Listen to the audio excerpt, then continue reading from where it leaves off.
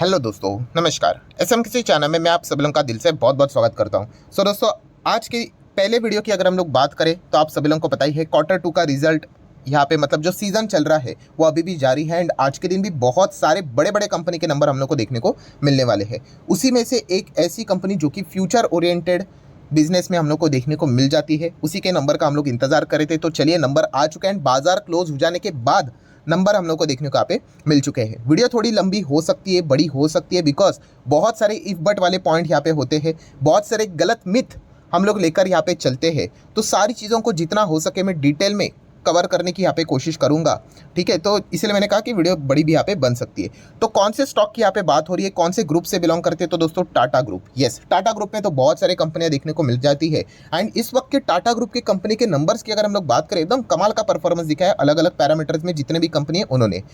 तो आज के दिन की बात करें तो कौन से कंपनी के नंबर सामने आने वाले थे? Yes, Tata power. And Tata power के नंबर दोस्तों सामने आ चुके हैं। वापस रिपीट करना चाहूँगा, नंबर बाजार क्लोज हो जाने के बाद मतलब 3:30 बजने के बाद आए हैं। मतलब जो भी रिएक्शन रहेगा बाजार का कि नंबर अच्छे लगे बाजार को नहीं अच्छे लगे, वो हम लोग को टुमारो कल यहाँ पे पता चल जाएगा।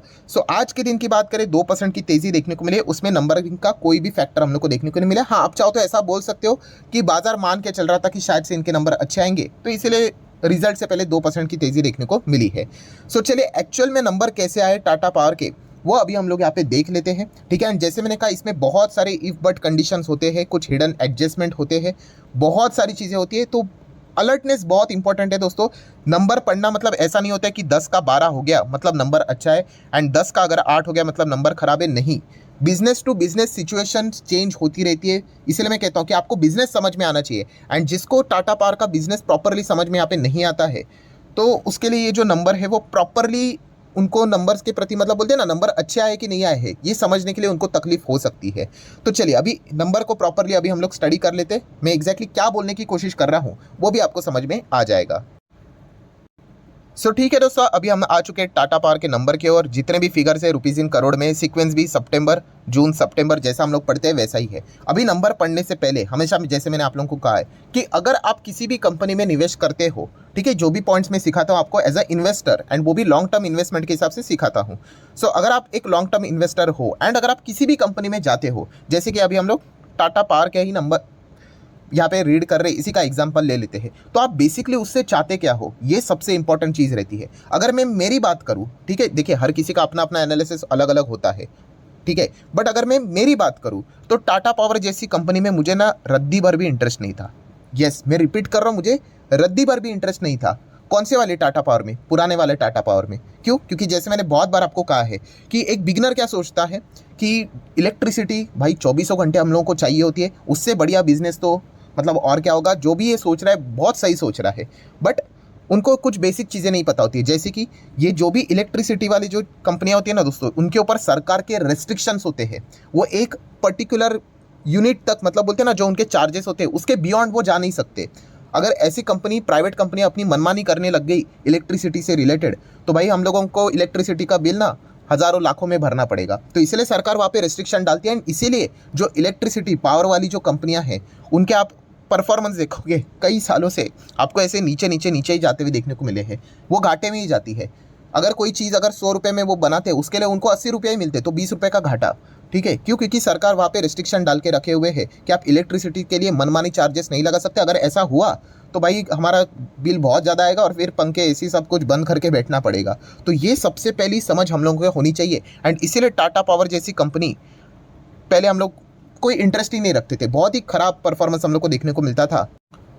और अगर आप इस कंपनी का चार्ट पैटर्न भी देखोगे तो ये देखिए, यहाँ से लेके यहाँ तक 12 साल तक कंपनी सिर्फ और सिर्फ गिरती ही जा रही थी, गिरती जा रही थी, गिरती ही जा रही थी।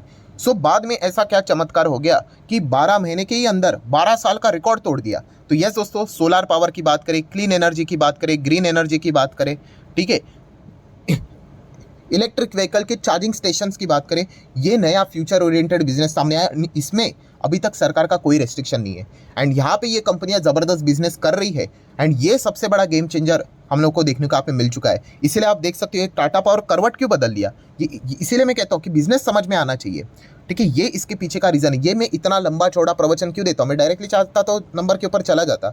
ये आपको किसी भी कंपनी के नंबर पढ़ने से पहले ये बिजनेस आपको समझ में आना चाहिए। मतलब क्या है, मतलब ये है कि ये जो इनका पुराना बिजनेस जो था, पावर जनरेशन, डिस्ट्रीब्यूशन, ट्रांसमिशन, ये पुराना बिजनेस है, 12 साल से नीचे ही जा रहा था, उसमें हमें ज़्यादा इंटरेस्ट नहीं है। यस, हम इसके नंबर्स इसीलिए पढ़ते हैं क्योंकि ये रिन्यूएबल सेक्टर में क्या कर रहा है, इसमें हम लोगों का फोकस रहता है, क्योंकि वही सेक्टर ऐसा है, वही सेगमेंट ऐसा है जो कि टाटा पावर के दिन बदल सकता है, जिसका ट्रेलर हम लोग ऑलरेडी यहाँ पे देख भी चुके हैं। तो इसीलिए जब हम नंबर्स को पढ़ेंगे तो सेगमेंट वाइज कंपनी का रिन्यूएबल सेक्टर में क्या परफॉर्मेंस रहा है, ये एटलीस्ट मेरे लिए तो बहुत मायने रखता है। ठीक है, हर किसी का एनालिसिस अलग अलग हो सकता है, तो इसीलिए ये इंट्रोडक्शन पता होना, तभी नंबर पढ़ने में मजा आएगा ना। वरना तो क्या 10 12 15 ये ऐसा नंबर सिर्फ फिगर पढ़ पढ़ के क्या फर्क पड़ता है, वो तो 4th स्टैंडर्ड का बच्चा भी पढ़ लेगा। तो आई होप आपको समझ में आ गया कि रिन्यूएबल सेगमेंट को हम लोगों को थोड़ा ज़्यादा यहाँ पे स्टडी करना पड़ेगा। उससे हमें पता चलेगा कि टाटा पावर में जो चेंज यहाँ पे हुआ था, क्या ये आगे भी बरकरार रहेगा। ठीक है, तो चलिए अभी आ जाते हैं वापस इस नंबर की ओर। ठीक है, तो अभी हम देख सकते हैं एक ये यहाँ पे हम लोगों के लिए जो पहले नंबर्स ये रहेंगे, ये जस्ट एक फॉर्मेलिटीज़ रहेंगे, जस्ट एक फॉर्मेलिटी की हम लोग यहाँ पे पढ़ लेते कि भाई चलो क्या परफॉर्मेंस आप लोगों ने दिखा है। उसके बाद सेगमेंट वाइज नंबर पढ़ना काफ़ी इंटरेस्टिंग रहेगा। तो टोटल इनकम देखिए कितना है, 16,000 करोड़ का इनकम है, अच्छी बात है। लास्ट टाइम कितना था 3 महीने पहले, 15,484 करोड़, अच्छी बात है। उससे मतलब क्वार्टरली तो अच्छा है, एंड ईयरली 14,100 करोड़ था जो कि 16,000 करोड़, मतलब क्वार्टरली ईयरली इनकम अच्छा है। चलिए अच्छी बात है, बट क्या इनकम से क्या यहाँ पे नंबर अच्छे को हम बोल सकते हैं? अरे बिल्कुल भी नहीं, ये तो बस एक शुरुआत है। तो इतना कमाने के लिए खर्चा करना पड़ता है, 14,700, 14,300, 14,100। चलिए, तो इनकम से एक्सपेंस हटा देंगे, या फिर प्रॉफिट मिलेगा या फिर लॉस मिलेगा। तो चलिए देख लेते हैं प्रॉफिट बिना किसी एडजस्टमेंट वाला तो कितना है, 1275 करोड़ का प्रॉफिट है। राउंडेड फिगर ले लेते हैं। पिछले 3 महीने पहले 1100 करोड़ था, और उसके पहले केवल 22 करोड़ था। यस, सिर्फ 22 करोड़। तो 22 करोड़ से 1275 करोड़ हो गया, एंड 1100 करोड़ से कितना हो गया, 1275 करोड़ हो गया। तो अच्छी जंप देखने को मिल रही है। बट क्या ये वाकई कंपेरेबल है? तो ऐसा नहीं होता है दोस्तों। इनके जो नंबर्स रहते हैं इनमें बहुत ज़्यादा फ्लक्चुएशंस भी हम लोग को देखने को मिल जाते हैं। ठीक है, कुछ कंपनी ऐसे ही होती है। ठीक है, बहुत ज़्यादा आप लोगों को नंबर ऐसे ऊपर नीचे होते हुए देखने को मिल जाएंगे। पढ़ने के लिए परसेंटेज के हिसाब से बहुत कमाल का लगेगा। बट चलिए थोड़ा सा और आगे बढ़ते, इसमें ना बहुत सारे एडजस्टमेंट रहते हैं दोस्तों। ठीक है, तो वो सारे एडजस्टमेंट हो जाएंगे, टैक्सेशन सब कुछ हो जाएगा। तो फाइनल नेट प्रॉफिट भी क्या नज़र आ रहा है, चलो उसको भी देख लेते हैं। सो वो है 1017 करोड़। ठीक है, आप मेरे साथ बने रहिए, जितना मैं बोल रहा हूँ उतना ही पढ़ लीजिए, आपको नंबर्स इजीली समझ में आ जाएंगे। देन 1141 करोड़ पिछले क्वार्टर में था, और उसके पहले 935। देखिए एडजस्टमेंट से देखिए 22 का प्रॉफिट 935 में आ गया। चलो 935 का कितना हो गया, 1000 हो गया। और पिछले 3 महीने पहले कितना था, 1141 था, वो कितना हो गया, 1000 हो गया। तो ये था फाइनल प्रॉफिट, नेट प्रॉफिट आप बोल सकते हो। ये आप लोगों को बहुत सारे वेबसाइट के ऊपर, न्यूज़ चैनल के ऊपर देखने को मिलेगा। 1017 करोड़ का प्रॉफिट टाटा पावर ने यहाँ पे दिखाया है। सो अगर हम सिर्फ नंबर कंपेयर करेंगे, ईयरली अच्छा नजर आएगा, बट क्वार्टरली कैसा लगेगा? अरे 1141 का कितना हो गया, 1017 हो गया, थोड़ा खराब लग रहा है। तो दोस्तों ऐसी बात नहीं होती, जैसे मैंने कहा ना कि बिजनेस समझ में आप लोगों को आना चाहिए। तो ये कैसा भी परफॉर्मेंस दिखा है, सबसे मेजर चीज़ें इनके सेगमेंट वाइज रेवेन्यू में, तो वहाँ पे अभी हम लोग थोड़ी देर बाद आएंगे। चलो फॉर्मेलिटीज़ उसको पहले कंप्लीट कर लेते हैं। ईपीएस कितना है, तो ईपीएस भी आप यहाँ पे देख सकते हो, समवेयर अराउंड 2.93, उसके पहले 3.50 के आसपास था, एंड उसके पहले की अगर हम लोग बात करें 2.02। तो ईयरली हम कह सकते हैं अच्छा ही है, क्वार्टरली थोड़ा सा डाउन नज़र आ रहा है। तो ये क्या किया हम लोगों ने, जस्ट एक फॉर्मेलिटी के हिसाब से पढ़ लिए। ठीक है, अभी आ जाते हैं नीचे। ये वो पैरामीटर है, जैसे मैंने आप लोगों को बताया ना, पहला इतना मैं आपको क्यों बताया कि स्टॉक ऐसे ऐसे ऐसे नीचे जा रहा था। ठीक है, तो इससे रिलेटेड अगर हम लोग बात करें तो वो कौन से बिजनेस है, तो दोस्तों ये वाले बिजनेस है। देखिए जनरेशन नज़र आ रहा है, लिखा हुआ है, देन ट्रांसमिशन एंड डिस्ट्रीब्यूशन भी लिखा हुआ है। ठीक है, ये वो बिजनेसेस है दोस्तों जो कि नॉर्मल रेगुलर बिजनेसेस यहाँ पे रहते हैं। तो इसमें कितनी कमाई हुई है एक ओवरव्यू कर लेते हैं। 4,900, ठीक है, पहले 4,800 था। ठीक है, एंड कितना, 9,500, 9,200, 9,000। चलिए ठीक है, ये सारा हम लोगों ने नॉर्मली पढ़ लिया। इतना तो आप चाहो तो आप भी यहाँ पे पढ़ सकते हो। बट अभी आ जाते हैं दोस्तों सबसे मेन चीज़, ये एकदम मेन, मतलब बोलते हैं ना गोल्डन पॉइंट। इसको आप जितना स्टार लगाना चाहते हो लगा सकते हो, क्योंकि यही वो चीज़ है जिसने टाटा मोटर का जो चार्ट पैटर्न है वो 12 साल का 12 महीने के अंदर ही बदल दिया। और ऐसा बदल दिया कि पुराना लेवल जो 2007-8 से गिर रहा था उसको भी तोड़कर स्टॉक कई गुना ऊपर यहाँ पे चल रहा है। उसके पीछे का रीज़न क्या है? Yes, renewable sector, renewable energy. ये एक फ्यूचर ओरिएंटेड बिजनेस है, आप सभी लोगों को पता ही है, एंड हर कोई इसी के ऊपर शिफ्ट होते हुए देखने को मिल रहा है। हालत देख सकते हो यहाँ पे, जितने भी हमारे देश में अलग अलग सिटीज़ है, क्या प्रदूषण चल रहा है आपको पता ही है। तो लोग खुद से नहीं अगर शिफ्ट होंगे तो सरकार को भी मजबूरन यहाँ पे शिफ्ट उनको करवाना ही पड़ेगा अलग अलग सेगमेंट में। तो सोलार की बात करें, green energy, clean energy, renewable, इसमें लोग शिफ्ट होते हुए देखने को मिलने वाले हैं। सो एक ज़माना ऐसा था दोस्तों कि टाटा पावर का जो इनकम था रिन्यूएबल सेगमेंट से रिलेटेड 1000 करोड़ के भी नीचे था। अभी कितना है तो आप देख सकते हो 2145 करोड़। कितना? 2145 करोड़, जो कि पिछले 3 महीने पहले पिछले क्वार्टर में 2089 करोड़ के आसपास था, एंड उसके पहले केवल 1600 करोड़। ये वाला जो सेगमेंट है दोस्तों, ये वाला कमाल का परफॉर्मेंस यहाँ पे दिखा रहा है। एंड यही सेगमेंट ऐसा है दोस्तों जो कि भविष्य में टाटा मोटर के दिन बदल सकता है।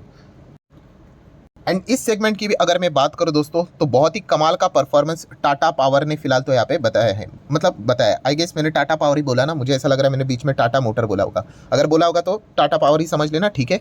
सो क्या समझ में आ रहा है, रिन्यूएबल सेक्टर में आप देख सकते हो ईयरली एंड क्वार्टरली अच्छा परफॉर्मेंस है। बट क्या ये इनफ परफॉर्मेंस है? कुछ भी नहीं। ये तो जस्ट एक शुरुआत है दोस्तों, ठीक है। जैसे मैंने कहा कि पहले कुछ टाइम पहले 1000 करोड़ के नीचे रिन्यूएबल में रहता था, अभी 1600 करोड़ हो गया, फिर 2000 हो गया, अभी ये 2100 है। एक ज़माना ऐसे ही आएगा भविष्य में, जब ये सेक्टर बहुत ज़ोरदार फटेगा, तब अगर टाटा पावर ने अच्छा बिजनेस किया, देन माइट भी ये शायद से 5 से 10 हज़ार करोड़ तक भी रेवेन्यू जनरेट कर सकता है।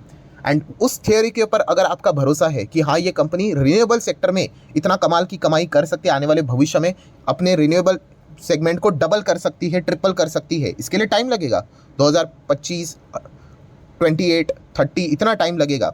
ये थियरी के ऊपर अगर आप भरोसा करते हो तो आप टाटा पावर को as a long term investment के लिए चाहो तो स्टडी कर सकते हो, कंसिडर कर सकते हो।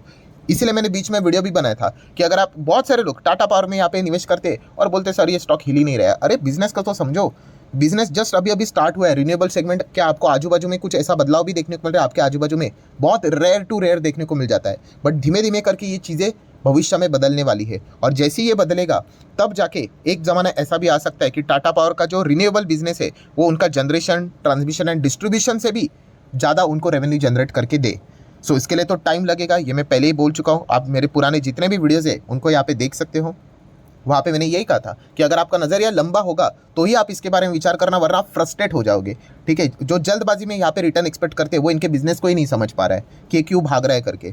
तो ये वाला पॉइंट आपको पता होना चाहिए। एंड नंबर्स की अगर हम लोग बात करें दोस्तों, तो हर किसी का एनालिसिस अलग अलग हो सकता है, बट मुझे ये नंबर काफ़ी अच्छे लगे बिकॉज रिन्यूएबल सेगमेंट ने अच्छा परफॉर्मेंस दिखा है। क्योंकि अगर रिन्यूएबल सेगमेंट अगर यहाँ से हटा दो तो फिर मुझे भी इस स्टॉक में कोई इंटरेस्ट नहीं है। जैसे मैंने पुराने वीडियोस में भी आप लोगों को बोला था कि टाटा पावर का जो पुराना बिजनेस है, पावर जनरेशन, डिस्ट्रीब्यूशन, ट्रांसमिशन, सरकार का रेस्ट्रिक्शन है, क्या कमाएंगे वो पैसा? कुछ भी नहीं, एक नॉर्मल रेंज में चलते रहेंगे, ठीक है। बट रिन्यूएबल सेगमेंट ऐसा है जो कि इनके दिन बदल सकता है, जिसका ट्रेलर ऑलरेडी हम यहाँ पे पिछले 1-2-1.5 साल के अंदर अंदर यहाँ पे देख चुके हैं, और यही ट्रेलर बहुत बड़ी पिक्चर भी बन सकता है। तो उस हिसाब से हम लोगों ने विचार करना है। तो ओवरऑल नंबर अगर आप देखोगे तो ईयरली तो ठीक है, क्वार्टरली डाउन है, बट फिर भी देखा गया तो ये नंबर काफ़ी इंटरेस्टिंग नज़र यहाँ पे आ रहे हैं। अगर आप रिन्यूएबल सेगमेंट के हिसाब से टाटा पावर को देख रहे हो तो फिर आपको नंबर अच्छे लगेंगे। हाँ, अगर आप नॉर्मल बिजनेस ओवरऑल कंबाइन देख रहे हो तो इतने कुछ आपको खास नहीं लगेंगे, बट पर्सनली मुझे नंबर काफ़ी इंटरेस्टिंग लगे, काफ़ी अच्छे यहाँ पे लगे, क्योंकि वही सेगमेंट अच्छा चलना चाहिए, वही इसके दिन यहाँ पे बदल सकता है। सेम टाटा मोटर के लिए भी मैंने आपको यही कहा था कि electric vehicle segment Tata motor के दिन बदल सकता है, एंड वही चीज़ अभी धीमे धीमे करके उनके दिन बदल भी रहा है। तो टाटा पावर के लिए भी वही चीज़ आप लोगों को पता है यहाँ पे होनी चाहिए। आप देख सकते हो उन्होंने पहले यहाँ पे लिखा हुआ था कि वो क्या क्या बिजनेस करते, पावर जनरेशन, डिस्ट्रीब्यूशन, ट्रांसमिशन, ठीक है। बट अभी कंपनी का एम क्या है?